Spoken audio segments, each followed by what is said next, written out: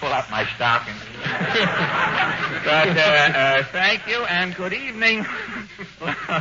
Good evening, ladies and gentlemen. Say, just a minute, stranger. Who, me? Yes, you. Now, who told you, gave you permission to introduce me? Where's Jimmy Wallington? Hi, Fred. Wallington. Hello, Sam. How was I, Mr. Wallington? Oh, you were great, Sam. Here's your 50 cents. You did a swell job. Thanks, Mr. Wallington. So long. Look, what is going on here, Jimsy? What is this Sam 50 cents business here? Well, I've been pretty busy lately, Fred. Yeah? I hired Sam to handle some of my small jobs for me. Oh, that's fine. Introducing me as a 50-cent job, huh?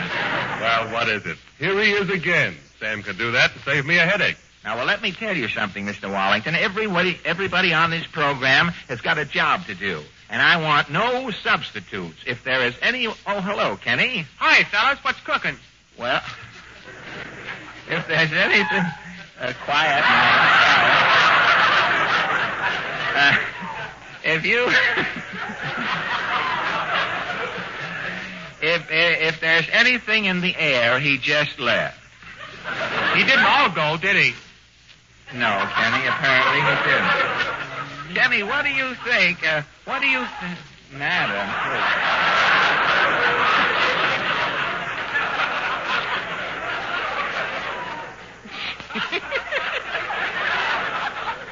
Madam, you'll have to have your carbon ground. We can't.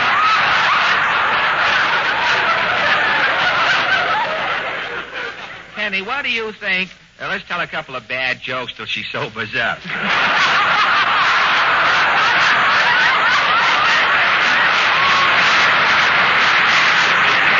Kenny, what do you think of an announcer who shows up with a guest announcer to handle, as he puts it, a small job? Why, that's awful. Well, that's just what I've finished telling Mr. Wallington. Now, I don't want anyone on this program dragging flotsam and jetsam up to our microphone.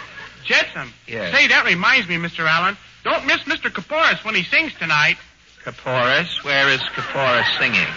On this program. I've got a benefit tonight. Mr. Kaporis is taking my place. You have a proxy vocalist standing by? Why not? I can make more money playing benefits than I can around here. Well, that's not the point now. You maliciously changed the subject, Kay. That's not the point. There will be no other substitutions on this program tonight. Now, I just had that all out with Mr. Wallington. Oh, but can't Mr. Kaporis sing just one song, F.A.? No. Just a chorus? No. Not one teeny-weeny note, F.A.? No, and that's final. Well, all right. I guess I'll have to stay here and sing then. That's a must. And now, ladies and gentlemen... Mr. Allen? Yes, Kenny? While I'm singing... Yes? Can Mr. Kaporis hold my hand?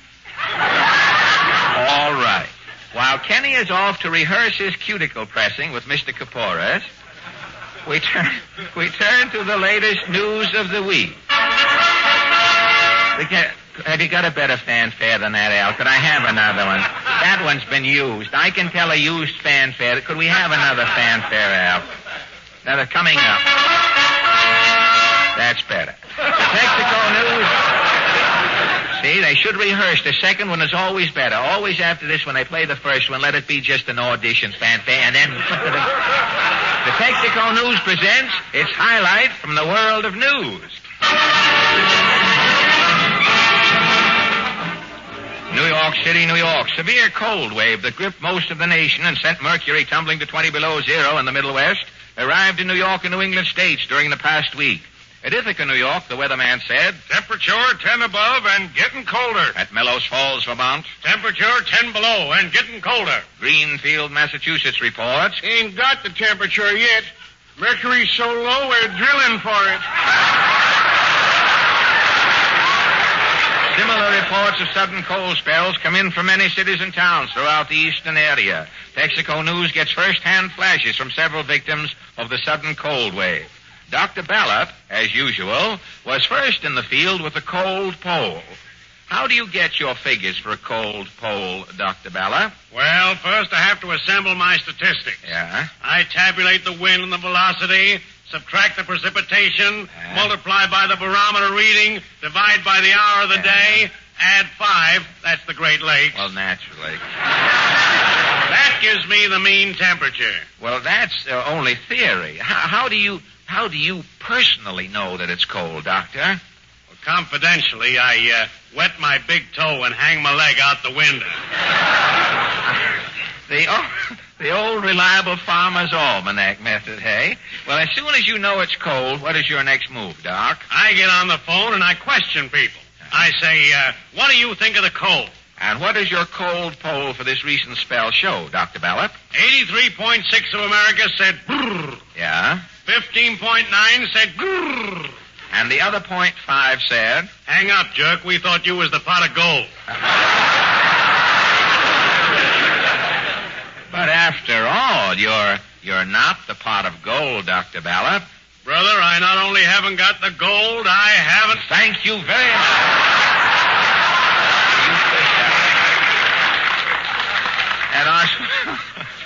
At Oswego, New York, one man who had great difficulty with the cold was Thatcher Spratt.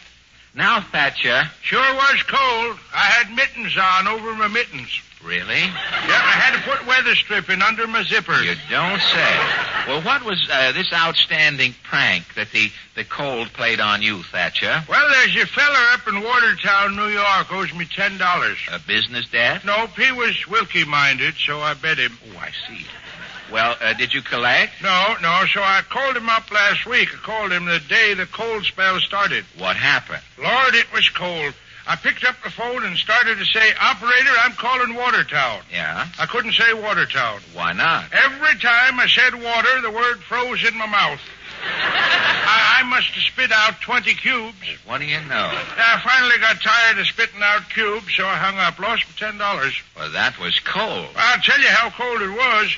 I'm a 32nd degree Mason, and I went down 10 degrees. Well, that's good enough for me, and thank you, Thatcher Spratt. Wilkie didn't win, did he? Only in certain states. A young lady who blames the cold for losing her lucrative theatrical engagement is Honey Flanagan. What happened? What happened, honey? Well, I'm the leading femme attraction with a boiler cube trick. Oh, you're with the burlesque show, are you? Yeah, maybe you heard of me. The Pavlova of 10th Avenue. No, I haven't. What is your specialty, honey? I'm a bubble ballerina. Oh, a bubble dancer? Say, what I can do with the gossamer globule ain't nobody's business. Really? Why, when I trip down the runway manipulating that soap watermelon, brother, I'm out of this wild. You're the last word in grace, huh? I look like a stem with me grape dangling. Well, what about this cold spell, honey? Oh, that's how I lost my job. What happened? Well, the day it got cold, I'm doing a matinee. I'm dancing on the runway, manipulating me bubbles. Yeah? The house has gone wild. I'm dipping, the bubble's dipping. I'm spinning, the bubble's spinning. Yeah? A customer coming in opens the front door and a blast blows down the runway. Cold? Cold, it's freezing. I'm getting the chills. But in spite of that cold, you finished your dance. Oh, yeah. Well, I come off the stage, me tooth is chattering.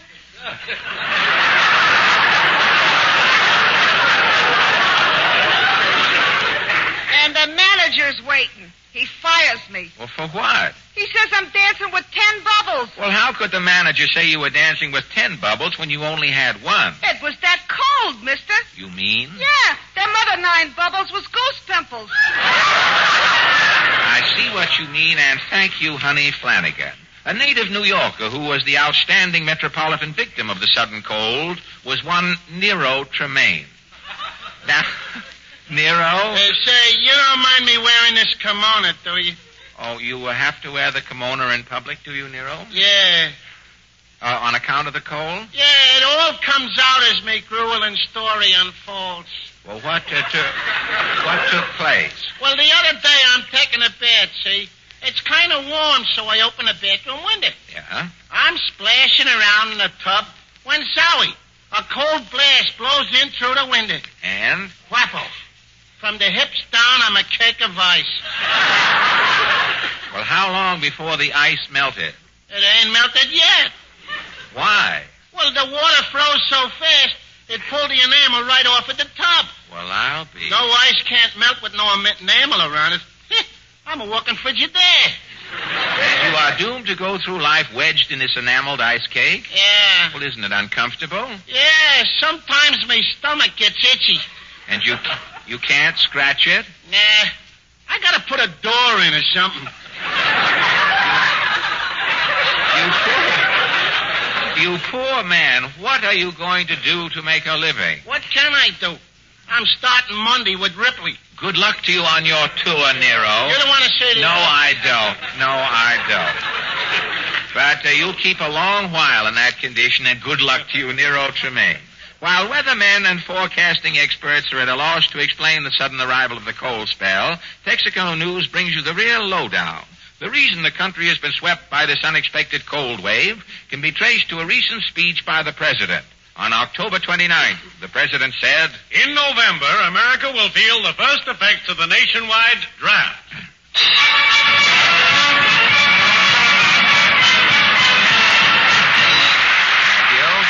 And so we go from the cold to Kenny Baker, who is hot tonight. With Mr. Kaporis holding his hand, Kenny sings a song that makes its radio debut this evening. Tonight, this song is being sung on the air by Kenny for the first time. It's called Chapel in the Valley.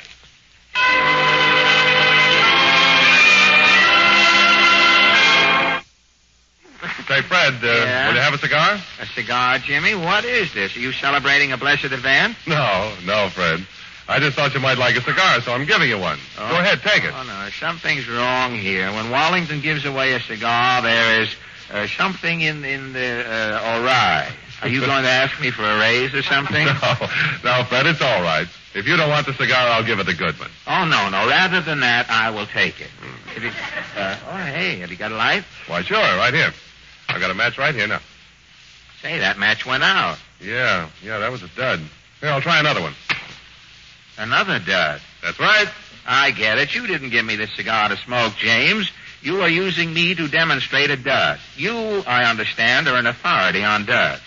Yes, Fred. There are many kinds of duds. When the engine of your car answers the starter, sputters, goes dead, it can be a sign of duds in gasoline, too. Duds are the worthless parts of gasoline. The sluggish, slow-action elements that are a drag on your engine, a drain on your battery. That's why Texaco removes these gasoline duds by a vital step in the refining process.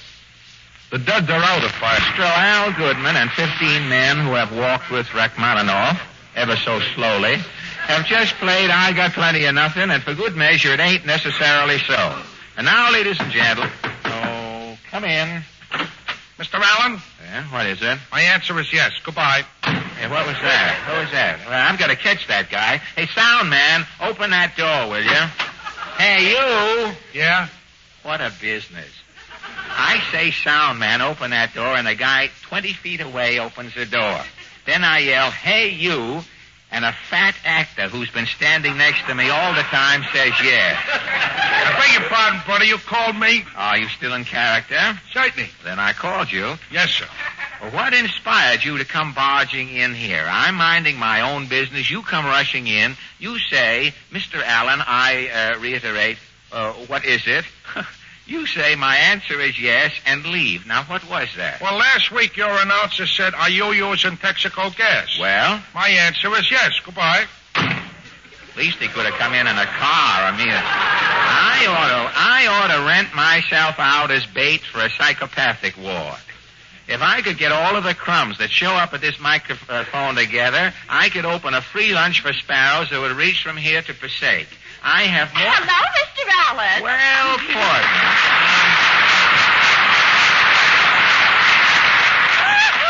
Now, Gesundheit. Thank you.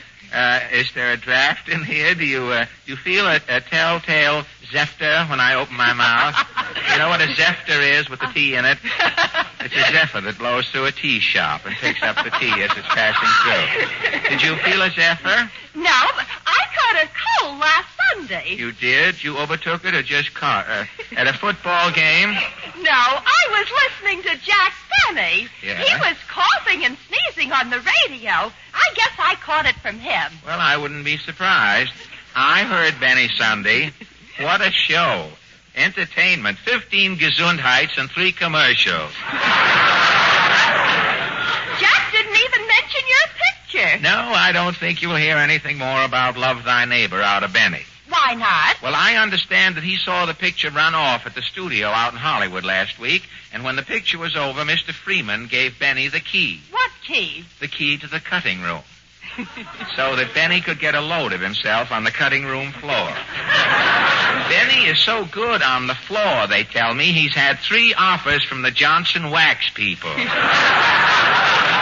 You mean Jack may be through in pictures? Well, if he is, it serves him right.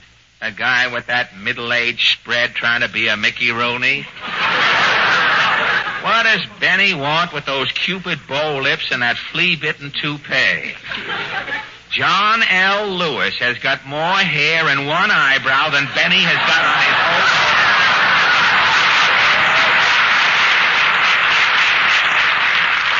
Jack doesn't need hair. On him, skin looks good. That guy living out in Hollywood with his mother-of-pearl incinerator, he certainly lives high for a low life. Benny is so low he can read by the light from a hot foot. Well, that's Benny's quota for tonight. Now, who's our guest, Portland? It's Major Bowes, Amateur of the Month. That is correct. Tonight, ladies and gentlemen, we present a little lady who Major Bowes feels has one of the most remarkable voices he has ever brought to the microphone. I would like to have you meet at this time Miss Adelaide Bishop.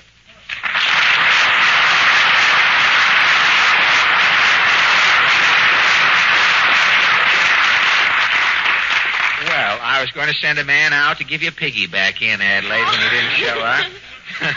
You tired? No. You're not, aren't you really? No. Cross your heart. Cross my heart. All right. Well, good evening, Adelaide. Good evening, Mr. Allen. How old are you?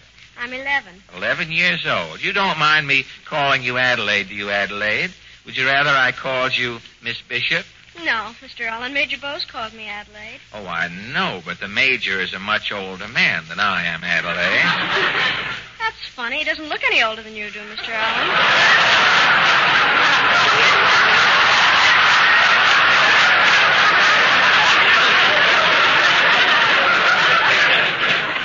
That child needs glasses, that's all. But before... And when you get your glasses, get the bifocals on top so you can look up at people. But before we start, Adelaide, may I tell you how much I enjoyed your singing on Major Bowes' program? Thank you. You know, for a little girl, your voice has a remarkable range. What type of singer would you say you are? I'm a coloratura soprano. A coloratura soprano. At the age of 11, you are jousting with the most difficult of all vocal calisthenics. Well, how do you account for your unusual voice? Was your mother a singer? Yes, Mother was a coloratura, too. Ah, that explains it. And your mother has started you taking vocal lessons? Yes, I've been studying for 2.5 years. And who is your teacher? Louis Polanski. And what does Mr. Polanski say about your singing, Adelaide? He says if I'm a good girl and practice hard, someday I may sing in grand opera. Well, are you only interested in operatic music? No, I like swing music to listen to, but not to sing. You're strictly long hair in every sense of the word, aren't you? Well, what are your favorite operas, Adelaide? Personally, I prefer Rigoletto, Lakme, and Lucia di Lammermoor, and the other coloratura roles. Well, Adelaide, Major Bowes and I both predict a brilliant future for you, and we hope your operatic wishes come true and that you will have a long and successful career in the world of song. Thank you, Mr. Allen. And I want to thank Major Bowes, too. Well, I'll wake him up and tell him as soon as I get through here. You're entirely welcome, Adelaide. And now, what are you going to sing for us? The Bell Song.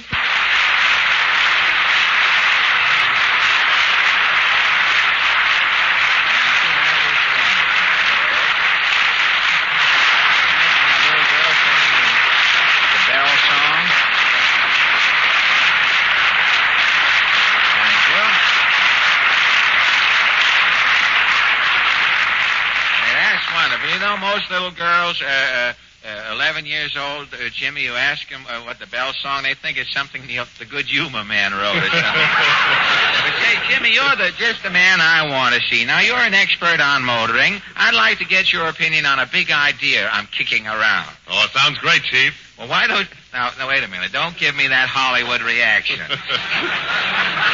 Okay, Chief, what is the big idea? Well, I have thought up a way to beautify all those highway warning signs. You know the signs that say stop, go slow. It sounds like that. Well, how are you going to beautify them, though, Fred? Tear them down, Jimmy. Now, instead of these warning signs, I'd put up big animated electric signs. You know, like a 100,000-watt replica of Hedy Lamarr.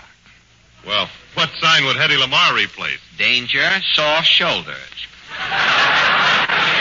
What do you think of my idea, Jimmy? Well, it's terrific, Fred. There's just one minor thing the matter with it. What is that? It won't work. Well, why not? Because there's one highway warning you can't replace, Fred. I mean the danger sign you can't see. A danger sign Well, what sign is that, Jimmy? It's the bite of cold in the air, the frosty breath on your windshield, and it says, much colder weather ahead. So don't delay. Get Texaco's 5-way protector. Peter was late for rehearsal this morning. Oh, no, I was pretty busy. He was very late. Well, I'm not interested, Portland. Now, ladies and gentlemen. But Teddy was almost half an hour Now, late. Portland, please. That's pretty late. Well, I'll grant you that. But what can I do about it? The child labor laws protect Kenny. If I do anything to Kenny, the quiz kids will probably go out on strike. And I don't want any pickets around here with their voices changing. Now, just let's forget about Kenny. But Kenny told me to tell you he was late. Oh, he did? Yes, and Kenny told me to tell you that he hasn't got a watch. Oh, is there anything else he wants me to know? Yes, there are only 19 more shopping days to Christmas. Now, look, Portland, when you see Kenny, you can tell... Say, Mr. Allen, Yes, Mr. Goodman? Kenny Baker was late for rehearsal. I have the misfortune... You took it a tone higher this show. I have the misfortune to know all about that, Mr. Goodman. You also know Kenny hasn't got a watch. And to Christmas, there are only 19 days for shopping left. That also. That also I know, but not quite in that order. You know all that? Yes. And if Kenny wants a watch, he can take it up with Santa Claus direct. Does Kenny believe in Santa Claus? Well, I wouldn't know how. I, as a kid, believed in Santa Claus. And what do you believe in today? The bylaws of Local 802. And the rights of the American people. Well, what has that got to do with Santa Claus? Mr. Goodman, Portland, is the king of non sequitur. He is the originator of the isolationist sentence. Nothing Mr. Goodman says is relevant to anything that has been said, is being said, or will be said. If that's a bawling out, and you're asking who can take it, I'm answering Goodman. Fine. A different interpolation each time. And my answer to that is... Leave it, Mr. Allen. Here comes Kenny. Gee. Oh, Mr. Allen? Hey, hello, Kenny. Well, what do you know? I'm late again, huh? Oh, well, that's all right, Kenny. Gee, if I only had a watch, I could tell you how late I am. Don't worry about it, Kenny. Well, I'm overdoing it. No. Did Portland tell you I was late for rehearsal this morning? Yes, Kenny. Did she tell you why I was late? Yes, Kenny. Well, Well, what? well, Merry Christmas, Mr. Allen. Now, look, Kenny, this isn't the Benny program. I know that on that show you were trained to do your Christmas hinting early. Who's hinting, Mr. Allen? Well, with all this talk about being late, no watch, and Christmas... Oh, I only mentioned Christmas on account of my Christmas card. Oh. I wrote one for everybody. Oh, you composed the Christmas verses yourself? You bet. Look at these cards. God, Ooh, you're staggering read us them. one, Kenny. Okay. Here's a verse I dedicated to my Uncle Phil. Oh, Uncle Phil, with hearts so full of Christmas spirit and good wool. If your nephew buys a watch, Uncle Phil, will you pay the bill, Uncle Phil? You will? That is sentiment and bad timing. Well, you said to wait for last. That was last week. Every other week, and not every week. That is sentiment. It sure is, brother. That is brazen hinting for a watch, if I ever heard brazen hinting for a watch. Well, I think it's beautiful, Kenny. Have you got another one? Oh, you bet. This one's for Mr. Goodman. You want to hear it, Mr. Goodman? I'm all ears. You certainly are. Now, this is no time for flattery, Kenny. Just read your card. Yuletide greetings, maestro mine. Boy, oh boy, how you keep time. For you, the orchestra with love is full of a. Brother, can you spare a boulevard? Would you like that, Mr. Goodman? Yes, you can mail it to my old address. I suppose that boulevard is sentiment in there. That isn't hinting. Well, I'll leave it to Porty. It's pure sentiment. Kenny, you're a genius. Thanks, Port. And to show my appreciation in advance, I wrote a card for you. It's very romantic. Oh. Gosh, read it, Kenny. All right. Merry Christmas to you, Porty, and season's greetings for 1940. On this program, the rest are fools, but you stand out like 17 jewels. Again with the watch. Haven't you got a verse for Mr. Allen, Kenny? No, I don't. Oh, you bet. This has a special sound effect. Well, I don't. All right, eh? Hark, Mr. Allen. That was a chime. That's how people without watches tell time. I'll think of you Christmas while the clock is tick-tocking, and I'll hang up my left wrist instead of my stocking.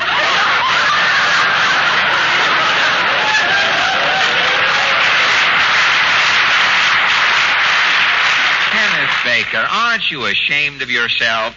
Making a hollow mockery of Christmas Day, the holly, the mistletoe, the Christmas spirit. What do they mean to you? Nothing. You just want to watch. Yes.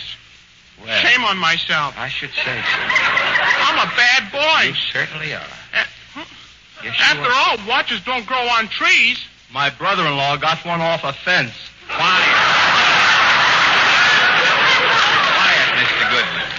Mr. Allen, do you know what I'm going to do? What? I'm going to tear up these Christmas cards and buy everybody Christmas cards with sweet, unselfish sentiments on them. And when February comes, I'm going to mail them out. Christmas cards in February? Yes.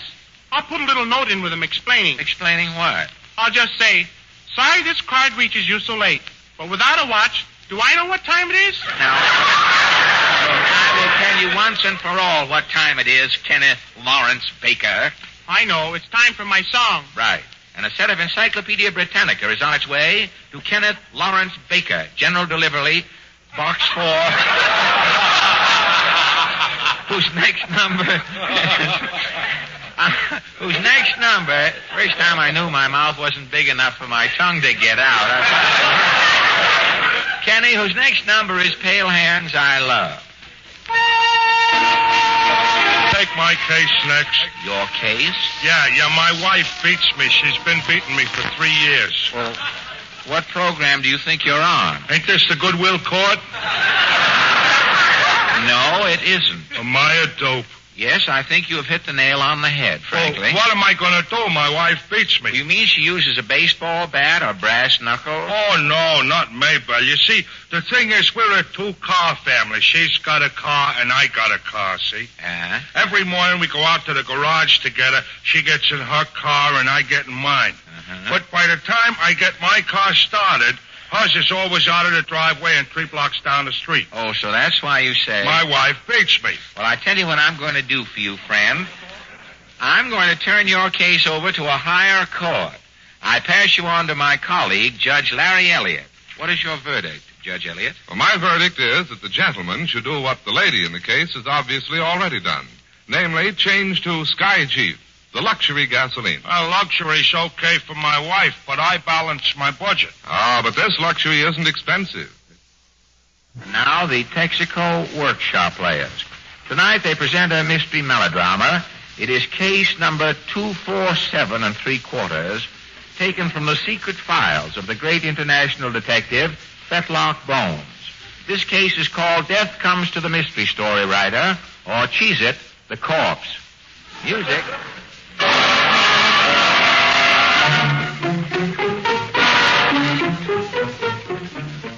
The great detective Fetlock Bones needs no introduction to our audience. The crime has yet to be committed that Fetlock Bones has failed to solve. In 1927, Scotland Yard, after working on the case of the dynamite muffin for 20 years, gave it up. The mystery was solved when Fetlock Bones said, Your deduction that there was dynamite in the muffin Lord Busby bit into is incorrect, Watson, old boy. Then how do you account for the fact that Lord Busby's head was found in the attic, his legs in the cellar, his arms out on the lawn, and his torso sitting in the wine closet? Elementary, Watson. Lord Busby had a nervous breakdown. He simply went to pieces. Amazing. In 1931, when confronted with the Great Zipper mystery, Pinkerton threw up his hands. The Zipper mystery was solved when Fetlock Bones said, Gladmore Sutro was not murdered. He committed suicide. Look, Fetlock, the bullet hole was under the zipper in his smoking jacket. The zipper was closed. Right you are, old boy. Well, after he shot himself, how could he close the coat zipper? He didn't. What then? Gladmore opened the zipper in his smoking jacket to shoot himself. Yeah? His head slumped forward. His goatee got caught in the zipper. And? When rigor mortis set in, his head snapped back, closing the zipper. It's an open and shut case, old boy.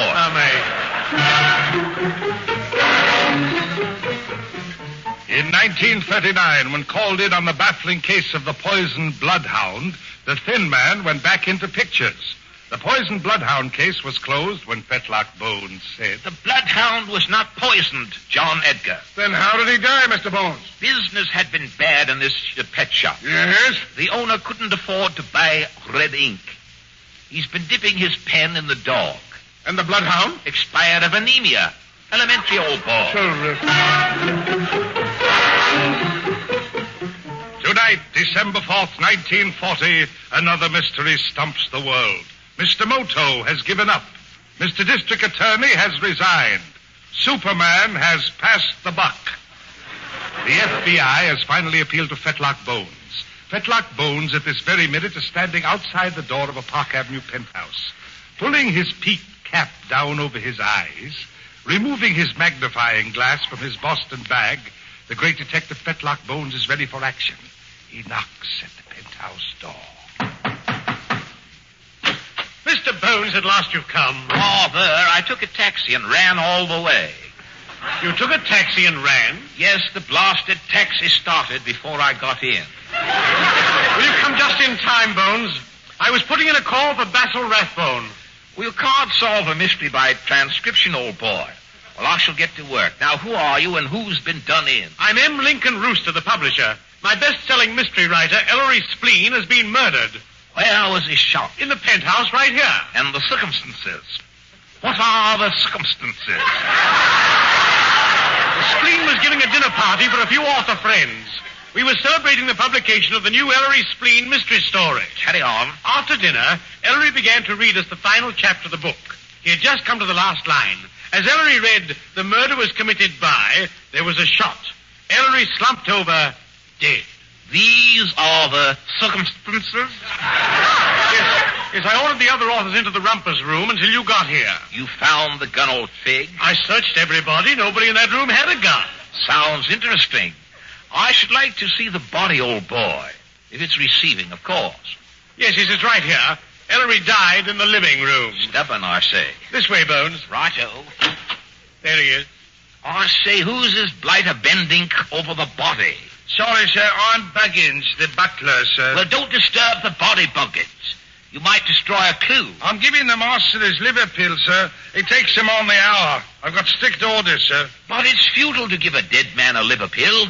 A liver can't live on alone as a rugged individualist, you know. I'm taking no chances with the master, sir. He might be playing possum, sir. I don't care if he's playing Pisha. Withdraw from Exhibit A, Buggins.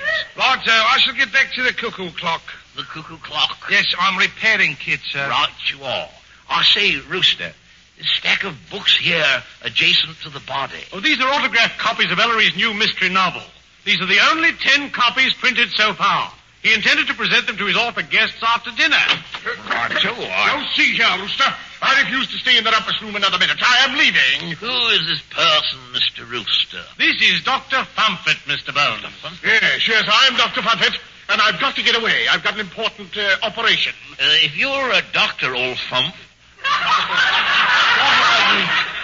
what are you doing at an author's dinner? I'm also an author. Oh, an author, doctor. Yes.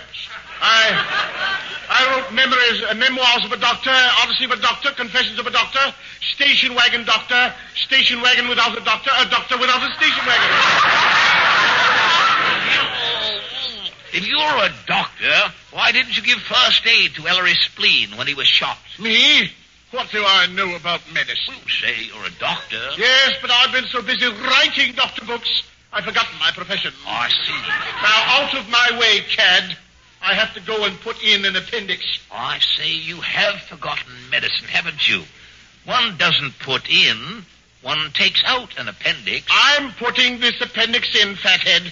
It's the appendix to my new book, How to Win Doctors and Influence Nurses. Let me go, if you will, please. You can't go. I am Detective Fetlock Bones, Dr. Pomfret. Well, very interesting, very interesting. Well, good night, Mr. Bones. I'll take my autographed copy of Ellery's book. Oh, I'm shot. Good heavens, I'll call a doctor. Too late. I just diagnosed myself. I'm dead. That's right, he is dead. Very good doctor, I should say, diagnosing so skillfully. Where did that shot come from? Well, I heard glass shot her. The bullet was fired through the window. Where does this window lead, Buggins? To the terrace, sir. Very good. We shall barge out and overpower the murderer.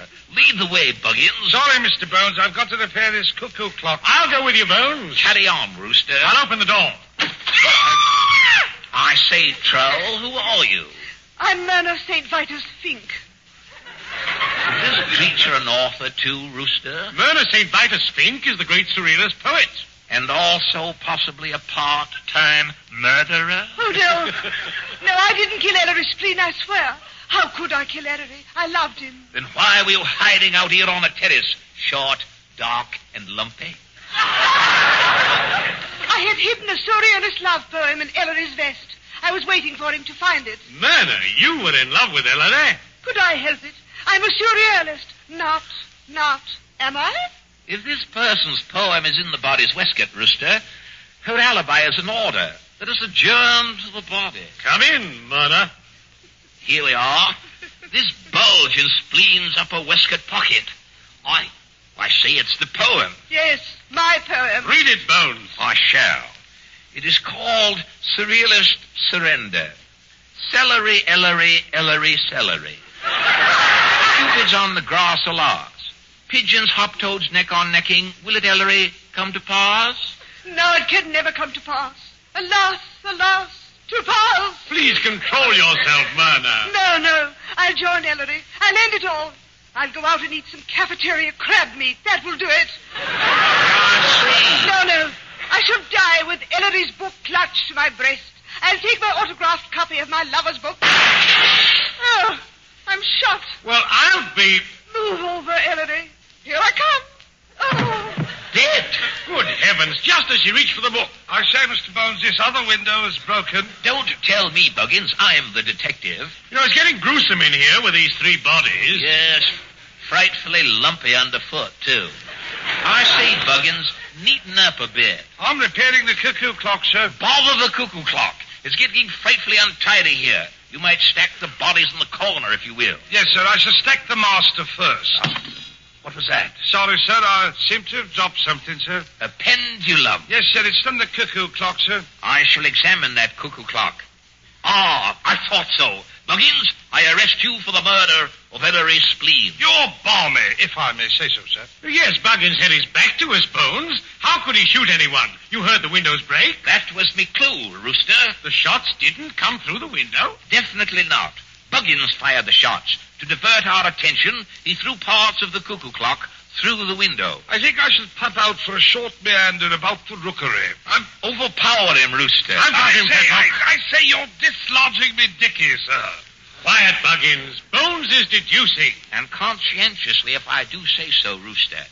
Buggins, you fired those shots. How can I fire the shots, sir? I've no gun. No, but you've rigged up this cuckoo clock as an infernal machine. But, sir, You've removed the entrails of this cuckoo, Buggins. You've mounted the cuckoo on a revolver barrel. The cuckoo's leg you have fastened to the trigger. When the cuckoo popped back, the cuckoo's leg fired the shots. Is that right, Buggins? Yes, mercy, Mr. Rooster. Why, you... Please, sir, you're elevating me dicky. It's cutting me windpipe. Are you prepared to make a statement, Buggins? I confess, Mr. Bones, you've caught me with me cuckoo down. I knew it, Buggins. But I only meant to pip off the master, Mr. Bones. Ellery Spleen? Why? It was those murder mysteries he wrote. They all ended the same way. The butler did it. The butler did it. I told Spleen if he wrote one more book where the butler did it, I'd kill him. He did, and I did. But the others here, Buggins. I killed them to keep them from taking copies of that butler smeared and tripe out into the world. I've saved the honor and prestige of the butling profession. Straighten your dicky, Buggins, and let's pop along. Will I get the chair, Mr. Bones? I doubt it, old boy. Anyone who eliminates 4 authors today is doing mankind a favor. These dead authors here have fulfilled the ambition of every writer today. Meaning, sir? They've made the Spook of the Month Club. Oh, very good, quite sir. Good. Let's